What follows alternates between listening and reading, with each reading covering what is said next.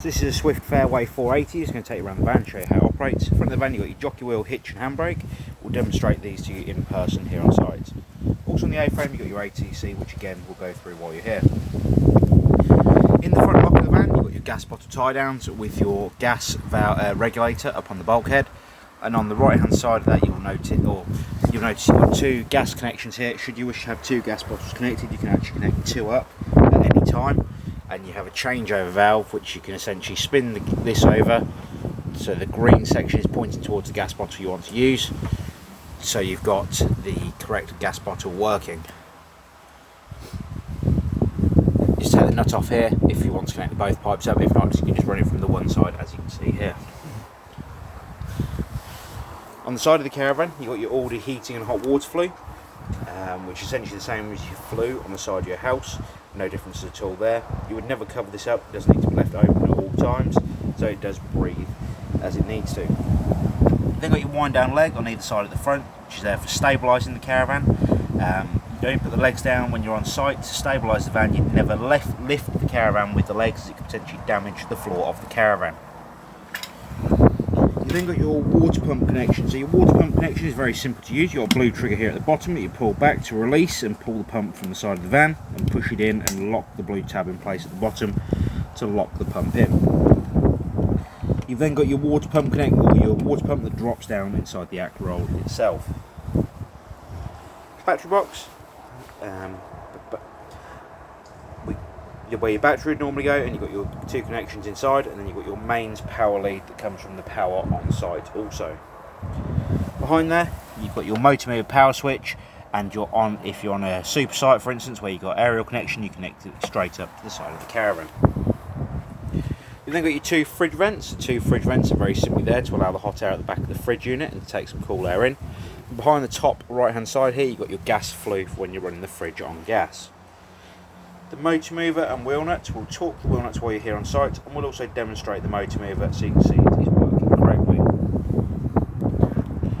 Coming towards the back of the caravan you have your toilet flush tank, so you put your key in and open up the flap. And here you put 3.5 litres of water and a cap full of the pink fluid prior to use. In the bottom you have your toilet waste cassette. You can release the toilet waste cassette by pulling up the orange handle and pulling the cassette towards you. The orange neck here turns out 90 degrees so you can tip the waste away. And on the back of the cassette you've got your orange pressure relief button, so when you are tipping the waste away it doesn't spit and splatter back at you. On the back of the caravan on either side you've got your wind down legs to stabilise the van, and they are just there for stabilising rather than lifting. Then got your door for the caravan, we'll show you how the keys work when you're here on site. Motor mover and wheel nuts again. 230 volt external power supply, so if you want to run power out to your awning and you've got mains power coming into the van from the site you're on, you can connect it up and knock the cover down into place. Underbed storage, and you'll also find your alarm unit underneath there and the fuses for the road lights on board the caravan and some of the 12 volt systems. You've then also got your gas barbecue point to the front. The brass fitment, push it into place and lock it in. You can use the yellow valve here to turn the gas supply on.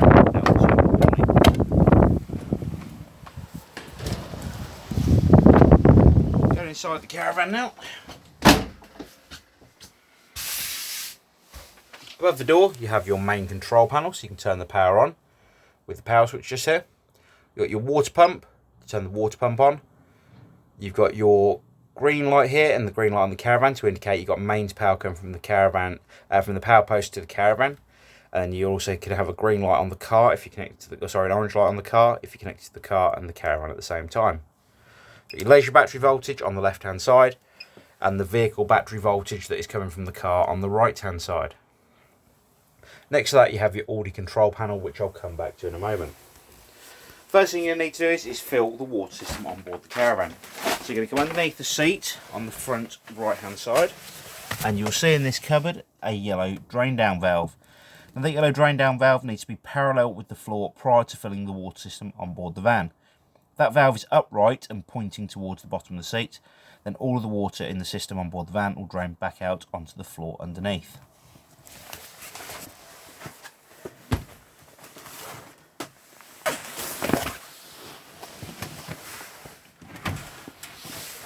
Also underneath the seat here, you have your mains trip switches, your 12-volt fuses, your master system shutdown, and your individual power to the charging system, the heating and hot water, and the spare fuse.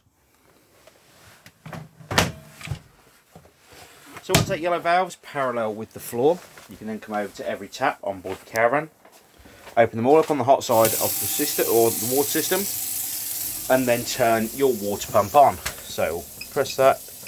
So when the green light comes on, the water pump is running as it should.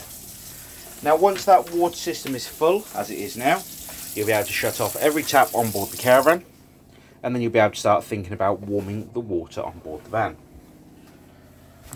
So on the silver control panel above the door is your Audi control panel. You've got power on and off on the bottom left hand side here.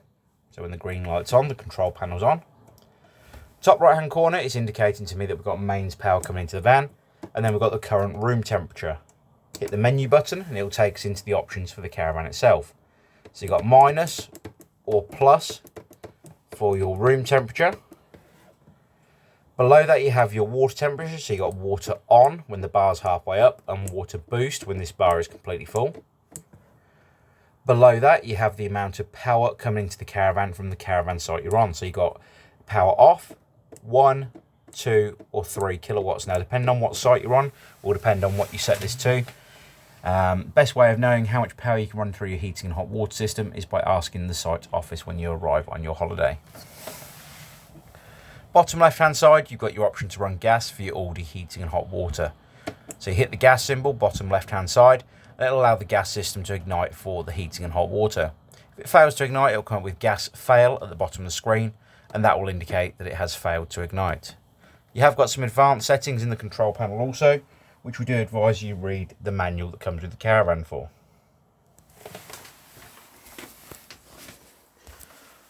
We've then got the fridge.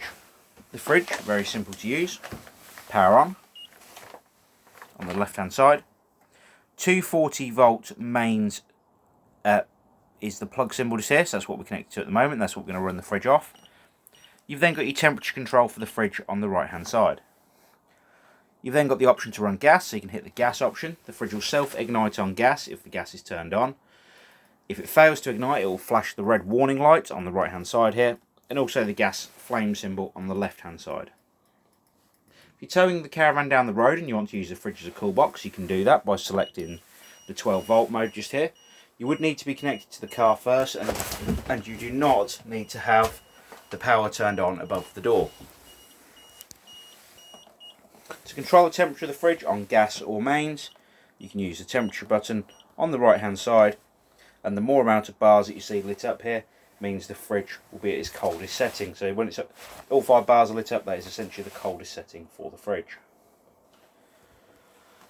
Hob, oven and grill, all work very much like your household appliances. You do need to remember though that the electric ring will only work when you're on 240 mains, and the rest of the oven will work on the gas as you'd expect it to. But you do need to have the oven lit up completely before any gas will work on board the caravan. You do need to make sure the hob is completely cooled down before you shut the glass lid down. Microwave, again, works very much like your household appliance or your household microwave. No difference at all there. As long as you're on mains power again, then that'll kick in and work as it needs to. Going into the bathroom now, and the last part of the caravan we're going to go through. One quick note before we go on to the toilet system. The radiator that you see in the bathroom, please bear in mind that they do hold heat for quite a long while after use, and they do get extremely hot while in use. In the bathroom, or the toilet system, you'll see a red indicator light on the top left hand side of the toilet for when the toilet waste cassette is completely full. You have an electric flush on the toilet, so you press the blue button and it will flush the toilet system. The toilet itself needs to be in the straight position before you remove the cassette from underneath the caravan. If the toilet seat at all is turned, it will actually lock the toilet waste cassette in place. And a similar thing again with the grey waste handle at the bottom. If the grey waste handle is open, again it will stop you from removing that cassette from underneath the van. If it's in the closed position like it is now, again it will allow you to remove that cassette. We do advise while you're using the loo to make sure the grey flap is completely open. So that is the Swift Fairway 480. If you have any further questions on the caravan, please don't hesitate to give us a call here at the Caravan Company, and we'd be more than happy to help. We appreciate your business, and we look forward to seeing you here on site soon when you collect your van. Thank you for now. Bye bye.